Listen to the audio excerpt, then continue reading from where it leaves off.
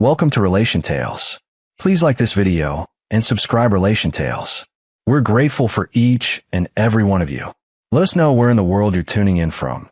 We'd love to hear from you in the comments. Let's begin.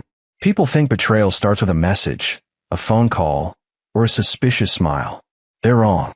For me, it began on a Thursday evening when my wife, Harper, walked into our home looking happier than she'd looked in months. Not because of me, but because her phone buzzed, and she turned away so I wouldn't see her smile. I was in the middle of fixing the old ceiling fan. We'd been putting it off forever when she practically floated past me, humming some tune she hadn't hummed since our early dating days. She didn't ask about my day, didn't notice the tools scattered on the floor, didn't care that I had dinner ready. Her entire world was in that glowing phone screen.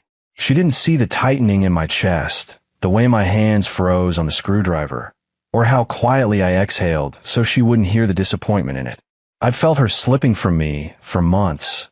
Late night showers, sudden gym sessions, a growing distance in bed. But that night, her happiness wasn't distant. It was suspicious. She kept glancing toward the hallway like she wanted an excuse to leave the room. I tried to spark a conversation, something light, maybe remind ourselves there was still something between us. So, I asked gently, how was work? Harper blinked, almost annoyed at being pulled back into the room with me. Fine, just busy. Her voice was flat. Her smile wasn't. She stayed on her phone the rest of the evening, typing, deleting, typing again, her lips forming half smirks she thought I didn't notice. At one point she even walked outside to get some air, which was a new habit she developed only recently. It didn't take a genius to see what was happening, but I refused to jump to conclusions. I'd been patient, supportive, calm. I believed in communication. Until that night. I found her reflection in the microwave door, her back to me, head lowered, adjusting her hair like she was preparing for someone else's eyes. And when her phone buzzed again, she whispered something under her breath. Something like, finally. My heart didn't break. Breaking implies something sudden. This was a slow, steady splitting, the kind you hear but she pretended not to. I decided to test something simple. You seem excited tonight, I said softly. She stiffened for a moment before forcing a casual shrug. Oh, I'm just catching up on some stuff. She never looked at me when she said it. And that was the moment I knew. Not what she was doing, but that she was lying. Lying easily, comfortably, like she had practiced it. I felt heat rise in my chest, not anger, clarity. I wasn't going to confront her. Not yet. Confrontations give cheaters chances to hide, delete, twist, and manipulate. No, I needed to watch. Wait, learn. Because if she thought she could slip into someone else's arms while I quietly stayed in the background, she was about to learn how deeply she underestimated me. I didn't say another word, just observed, noticing everything she thought I didn't. The small smile she tried to hide, the subtle checking of her appearance, the way she walked into our bedroom and shut the door behind her while her voice softened into a whisper. By midnight, she came to bed smelling like a perfume she never wore around me anymore. And when I laid beside her, she turned away, too quickly. But I wasn't angry. Not anymore. I was planning. Because cheaters don't fear confrontation. They fear exposure. And I was already thinking about the most silent, surgical way to make sure she felt the full weight of her choices, without a single raised voice. Revenge wasn't my goal then. Not yet. But justice, respect, self-worth. Those were things I owed to myself. And I had just decided I wasn't going to be the quiet, patient husband she thought she could play with. Not this time. The next morning felt different. Not because anything dramatic happened, but because Harper was suddenly too cheerful. That fake brightness people put on when they're hiding something delicate and don't want anyone touching it. She wore a light blue blouse I hadn't seen in months, styled her hair a little too carefully, and hummed while making coffee. She didn't even notice I was watching her from the hallway, remembering the woman I married. Open, honest, affectionate. This version of her felt like a stranger wearing her skin. Big day at work. I asked, leaning casually against the doorframe. She jumped a little. Oh yeah, meetings and stuff. Meetings and stuff. The classic filler phrase for people hiding real plans. She kept glancing at the clock, checking her phone every few minutes, trying to act like she wasn't waiting for a specific message. By 10 a.m., She grabbed her purse. I might be back late. Don't wait up for dinner. No explanation. No kiss. Not even eye contact. All right, I said simply. Her eyes flicked toward me, surprised I didn't push back. Cheaters rely on resistance. It gives them something to fight against, something to justify their lies. But I gave her nothing. She left with a bounce in her step, the door clicking shut behind her like the punctuation at the end of a sentence she didn't want me to read. I stayed still for a moment.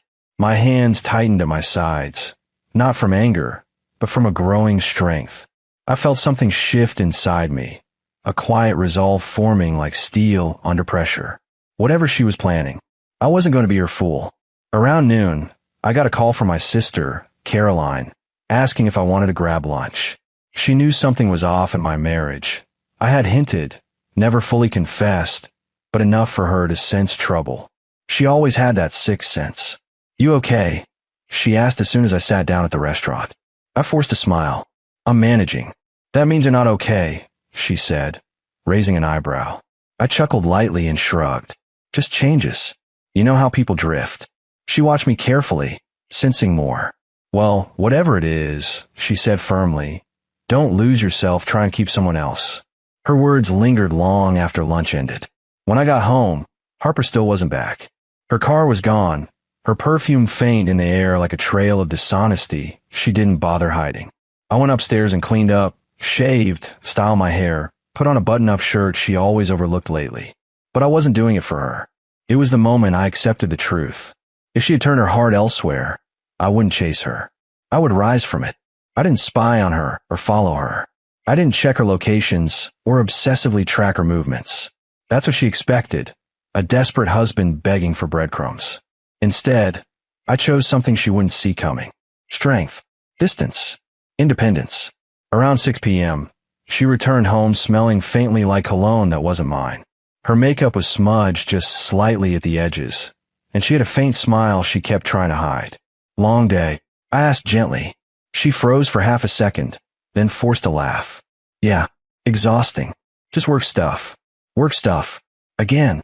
I nodded calmly and went back to slicing vegetables for dinner. She hesitated. She wasn't used to this version of me. No suspicion. No questions. No jealousy. Just silence. Heavy, calculated silence.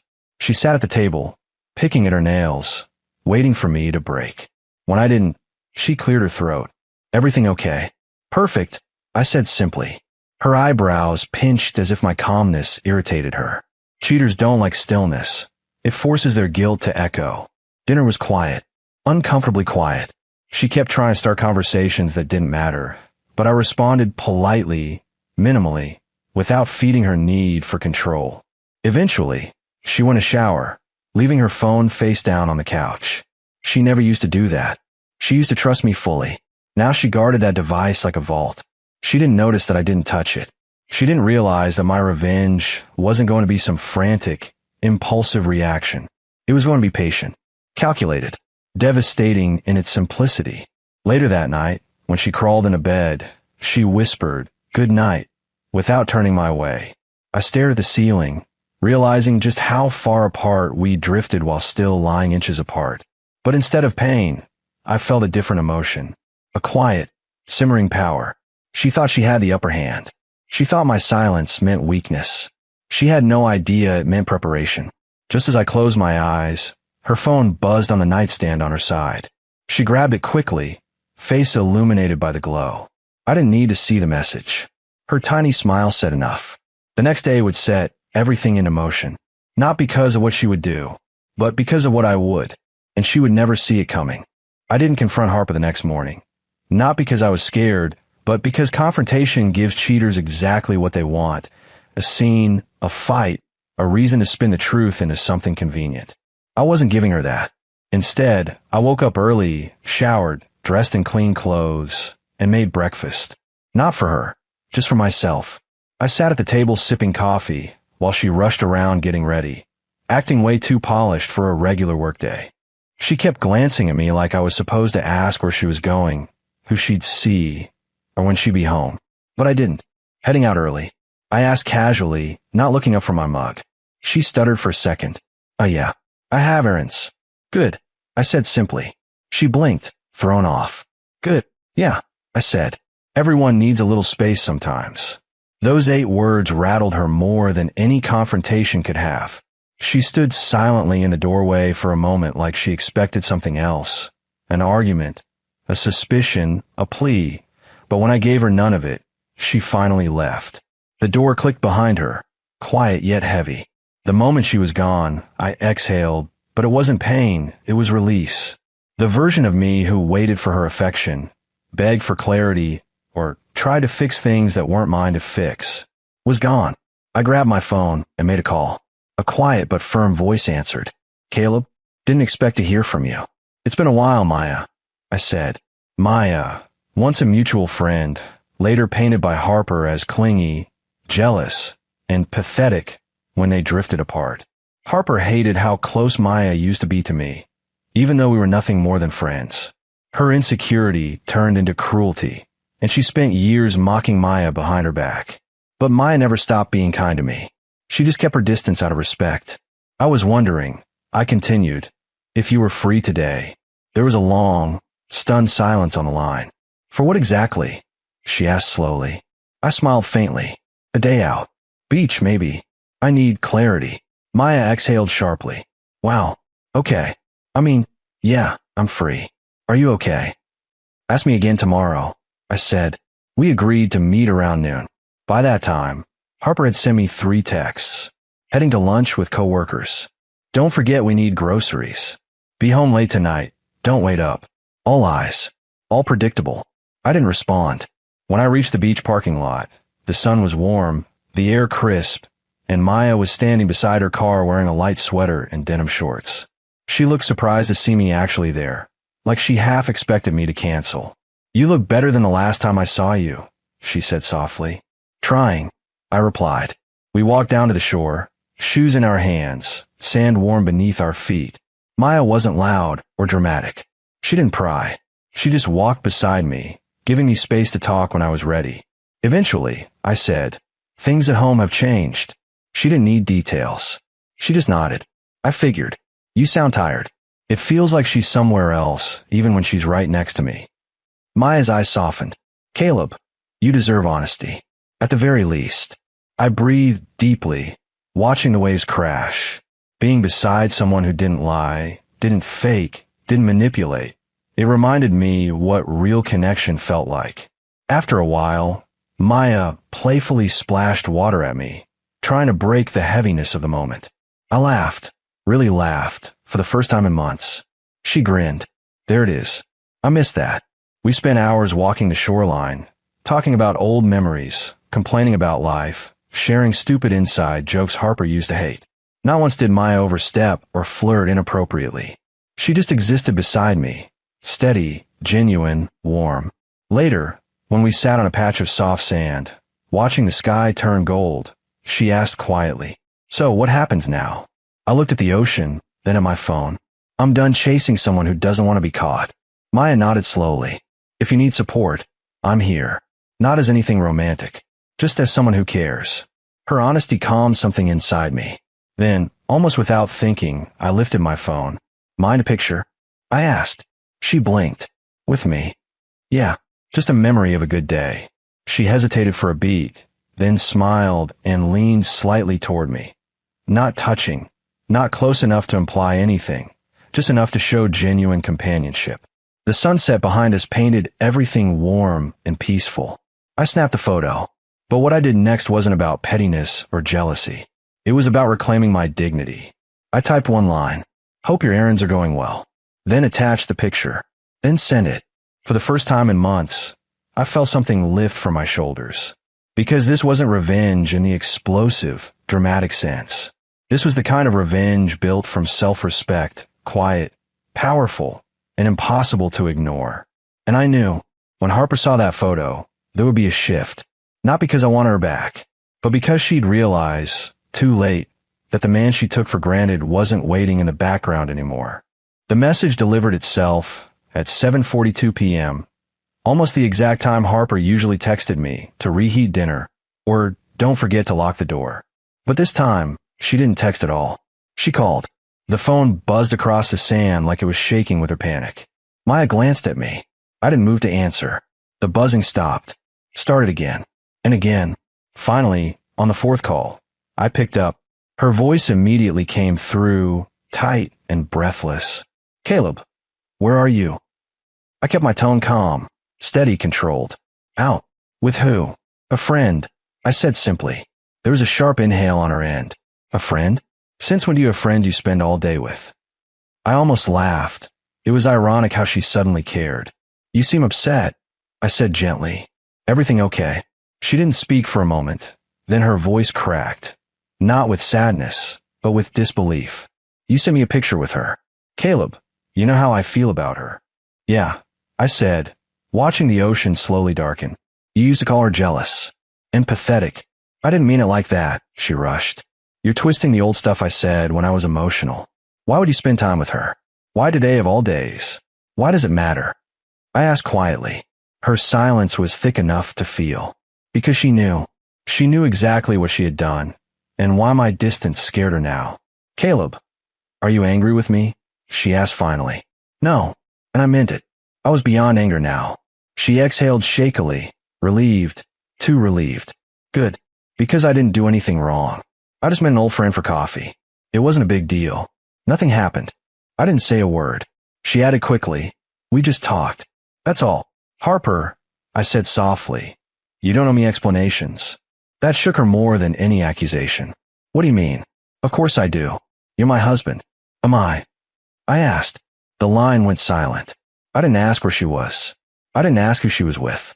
I didn't ask why she suddenly cared that I wasn't at home waiting for her. Instead, I said the truth. I gave you space. You took it. I let you walk. You walked further. Now I'm walking too. She whispered my name like a plea. Caleb, please just come home. We can talk. There it was, her real fear. Not losing me. Losing control of me. I'll come home, I said. But not to argue. Not to fight. Just to be clear. When I ended the call, Maya was looking at me with a gentle, steady expression. You okay? She asked. I nodded. More than I've been in a long time. She touched my arm. Just briefly, just supportive. Whatever happens next, I hope it brings you peace. It will, I said, because I finally chose myself. When I walked into the house that night, Harper was pacing the living room like a storm trapped in a box. She rushed toward me. Caleb, please talk to me. Tell me what's going on. Please. I placed my keys on the table and looked her directly in the eyes. Calm, unshaken. You asked for space, I said. I gave it to you. Now I'm taking mine. She swallowed hard, fighting tears. Are you leaving me? No, I said honestly. I'm leaving who I became, trying to keep us together. Her legs weakened. She sat down slowly like the words cut deeper than shouting ever could. You can stay in this house, I continued. But the version of me who waited for your attention is gone. I'm not chasing someone who decided I'm optional. Her face crumpled, but I didn't look away. You had the power, I said quietly, and you wasted it. Then I walked past her, calm, steady, into the bedroom. For the first time in years, the silence felt like freedom, not punishment. Behind me, Harper whispered, broken. Caleb, please don't stop loving me. I paused only long enough to answer. I didn't stop. You did. And when the door closed between us, the finality wasn't painful. It was peace.